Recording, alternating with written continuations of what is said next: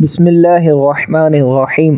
کیا فرماتے ہیں علماء کرام اس مسئلے کے بارے میں کہ زید نے اپنی بالغہ بیٹی کا دوسرے کی موجودگی میں رخسار پر بوسہ لیا، کیا زید کی بیوی اس پر حرام ہو گئی؟ جبکہ زید کا حلفیہ بیان ہے کہ میں نے شفقت سے بوسہ لیا تھا، نہ کہ نعوذ باللہ بری نیت سے لیا تھا۔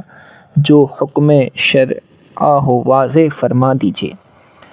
جواب: دریافت کی گئی صورت میں زید کی بیوی اس پر ہرگز حرام نہیں ہوئی، کیونکہ فقہائے اسلام نے والدین کا اپنی اولاد کے رخسار پر بوسہ لینے کو بوسہ رحمت قرار دیا ہے، نہ کہ بوسہ شہوت، جیسا کہ والد نے حلفیہ بیان بھی دیا ہے۔